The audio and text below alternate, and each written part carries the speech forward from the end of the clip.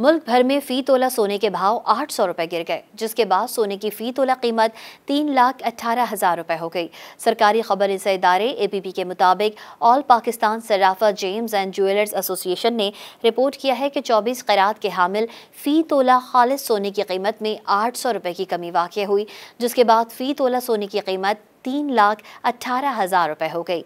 इसी तरह 24 क़रात 10 ग्राम सोने के दाम भी 686 रुपए की कमी आने से 2,72,633 रुपए में फरोख्त हुआ, जबकि 22 क़रात 10 ग्राम सोने के दाम 629 रुपए तनज़ुली से 2,49,922 रुपए रिकॉर्ड किए गए।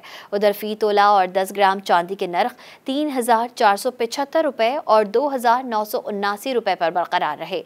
एसोसिएशन ने रिपोर्ट किया कि आलमी मंडी में फी ऑन सोने की कीमत $9 से गिरकर $3,022 पर आ गई है। गुज़िश्ता रोज भी 24 क़रात के हामिल फी तोला खालिस सोने की कीमत 2,000 रुपए कमी आने के बाद 3,18,800 रुपए हो गई थी। इसी तरह 24 क़रात 10 ग्राम सोने के नर्ख भी 1,712 रुपए से गिरकर 2,73,319 रुपए रिकॉर्ड किए गए थे।